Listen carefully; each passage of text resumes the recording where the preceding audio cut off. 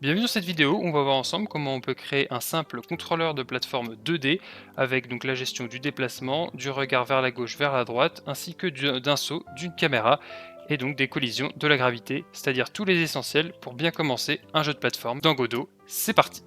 La première chose à faire est donc de mettre en place une petite scène pour pouvoir tester notre personnage. J'ai donc ouvert une scène vide avec juste un nœud à la racine et je vais ajouter des petites plateformes pour pouvoir tester mon personnage.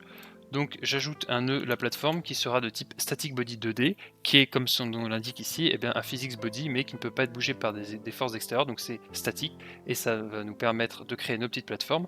On va ajouter comme d'habitude un sprite ainsi qu'un collision shape 2D. En sprite, on va choisir une couleur unie.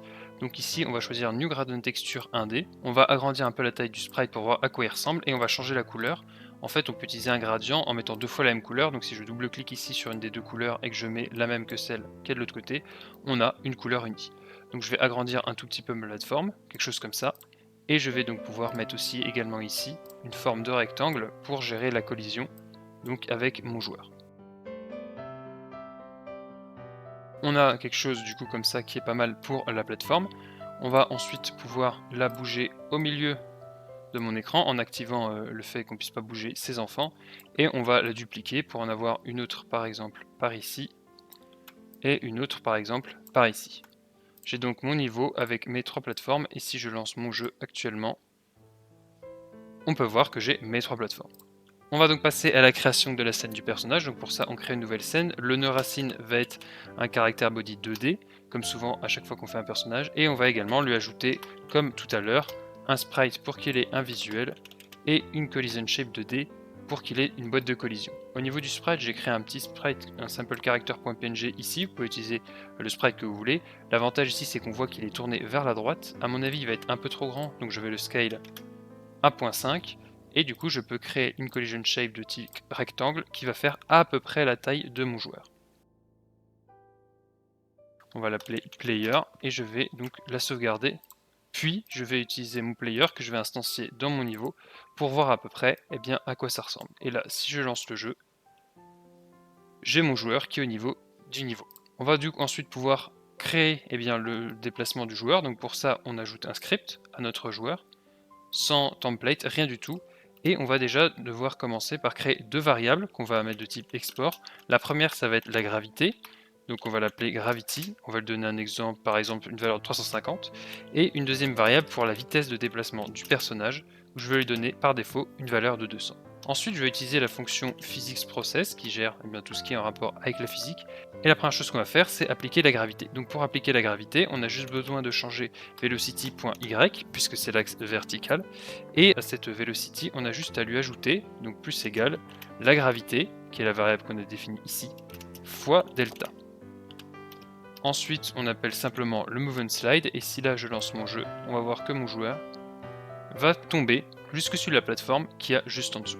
Alors ça c'est bien, mais ça va être un petit peu problématique juste après. On va voir qu'on va devoir caper cette vélocité pour éviter qu'il accélère infiniment, mais pour le moment ça suffit. La deuxième chose à faire, c'est donc de récupérer la direction dans laquelle le joueur va pour gérer le déplacement. Donc pour ça, on va devoir gérer les inputs. Donc on va dans Project, Project Setting, puis dans Input Map. Ici, on va devoir ajouter deux inputs, donc un move left et un move right par exemple, avec une valeur de Q pour move left et une valeur de D pour move right. On peut donc fermer ici. Et on va utiliser tout simplement le input.getAxis qu'on va stocker dans une variable. Donc on va faire une variable qu'on va appeler direction. Et on va aller chercher input.getAxis. Et getAxis prend deux valeurs. Une première valeur qu'on va mettre move left, qui va être la négative action. Et ensuite, vous voyez la positive action. Donc là, si je mets move right, j'ai ma positive action. Si là, je print direction et qu'on lance le jeu, on va voir ici que si je ne fais rien, on a 0. Si j'appuie sur Q, j'ai ma négative action, donc j'ai moins 1. Et si j'appuie sur D, qui est mon move right, j'ai plus 1. Et dès que je lâche, j'ai 0. Du coup, on sait quand on va à gauche, c'est quand ça fait moins 1. On sait quand on fait rien, c'est quand c'est 0. Et on sait quand on va à droite, quand on affiche 1. Je peux donc utiliser cette valeur, que je vais arrêter d'afficher, pour augmenter la vélocité en X. On va du coup pouvoir changer l'axe X de la vélocité, donc velocity.x, qui va être égal du coup à direction, donc ça sera moins 1 pour aller à gauche, 1 pour aller à droite, 0 pour rien faire, fois speed, qui est la variable qu'on a définie ici. Si ici je lance, on a un système de déplacement qui fonctionne, on a le joueur qui tombe, on peut aller à gauche et à droite, et on peut tomber. Ce qu'on peut faire déjà, c'est afficher la vélocité, point Y, et on va voir un premier problème, qui est que si je fais tomber mon joueur, eh bien la vélocité continue, et on va avoir une valeur qui ne s'arrêtera jamais. Une bonne idée, ça peut être donc de caper cette valeur, de l'empêcher de dépasser une valeur arbitraire, par exemple 500, pour éviter qu'on finisse par tomber beaucoup trop vite et que si vous avez des jeux avec des grandes falaises ou des trucs comme ça pose problème. Donc pour ça, on pourrait faire simplement un if, il y a plusieurs solutions. Moi, je vais utiliser le clamp. Donc ici, on fait velocity.y égale clamp. Clamp qui permet bien, de gérer tout simplement un minimum et un maximum à une valeur. Donc la première chose que veut clamp, c'est la valeur en question. Donc on veut la valeur de velocity.y plus gravity fois delta, ce qui est exactement ce que j'avais écrit avant. En valeur minimum, on veut par exemple moins 500, et en valeur maximum, on veut 500. Ce qui fait que là, ce que ça va faire, c'est qu'à chaque fois, on va faire velocity.y plus gravité fois delta, et ça pourra jamais descendre en dessous de moins 500, et ça pourra jamais monter au-dessus de plus 500. Et donc là, si je lance mon jeu, et que je fais toujours un print de velocity.y, parce que sinon on va pas pouvoir prouver que ça marche, hop, et que mon personnage commence à tomber, on voit que ça s'arrêtera ici à 500, et que je suis donc limité à 500. Ensuite, deuxième chose qu'on peut faire, c'est pour améliorer un petit peu le déplacement du personnage, puisque là, comme on peut le voir, c'est assez abrupt. D'un coup, il va à gauche, d'un coup, il va à droite. Je veux dire, c'est très abrupt. Dès que j'appuie, il accélère et c'est pas très agréable. Du coup, ce qu'on peut faire, c'est utiliser une interpolation linéaire. Au lieu de faire directement direction fois speed, on va utiliser une variable qui s'appelle lerp, qui permet de faire une interpolation linéaire, donc depuis une valeur vers une valeur avec un poids. Pour ça, on va donc avoir besoin d'une autre variable qui va être l'accélération. Donc je fais un export var accélération qui doit être comprise entre 0 et 1. Par exemple, on va mettre 0,2 pour l'exemple. Plus vous mettez proche de 0, plus l'accélération va être lente. Plus vous mettez proche de 1, plus l'accélération va être rapide. Et donc là, dans le lerp, on a juste à mettre la valeur, c'est vélocité.x. On veut aller jusqu'à direction fois speed, ce qui était ce qu'on avait mis tout à l'heure, et avec un poids de accélération. Là, si on lance le jeu et qu'on teste, on voit qu'on a une très légère accélération à chaque fois, ce qui est bien plus agréable. Et bien entendu, si ici à la place de 0,2 je mets une accélération à 1, on a le comportement qu'on avait tout à l'heure, donc une accélération très brute. Et si je mets un truc tout petit comme 0,01 et que je lance le jeu, on a une accélération qui est extrêmement lente.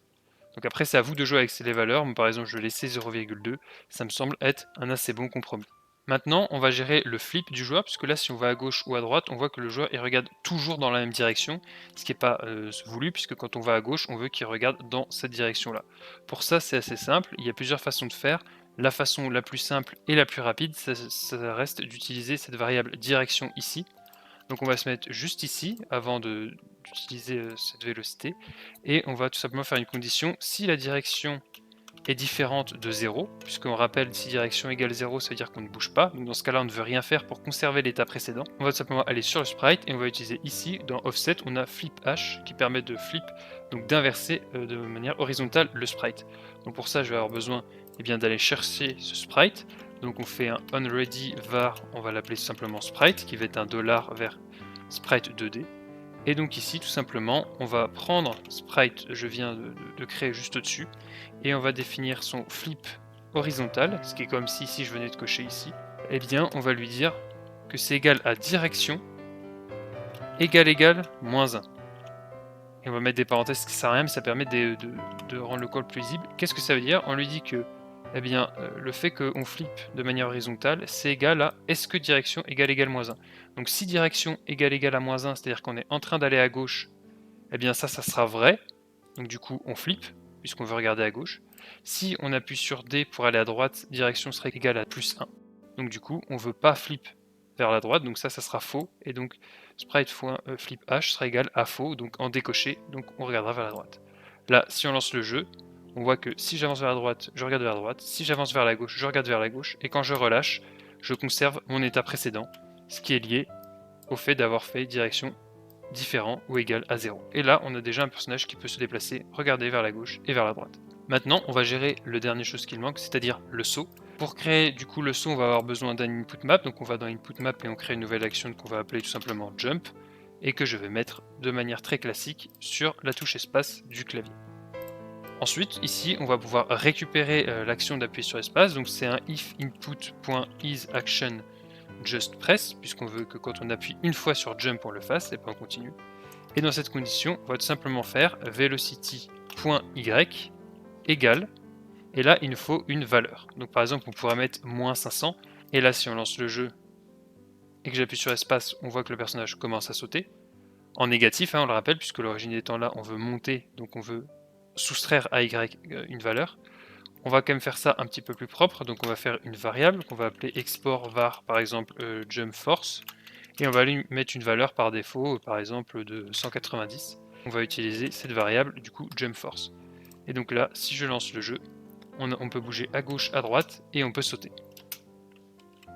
Bien sûr, toutes ces valeurs ici qu'on met en export, c'est à vous de les tweak. Par exemple, si vous pensez que le personnage saute pas assez haut, on peut augmenter sa vitesse de saut. Si on pense qu'il va trop lentement, on peut augmenter la vitesse de speed, on peut baisser la gravité. Ces trois valeurs-là, et même celle-là, c'est à vous de jouer avec pour avoir le contrôleur que vous voulez. Mais là, on a un petit problème, c'est qu'on peut sauter à l'infini.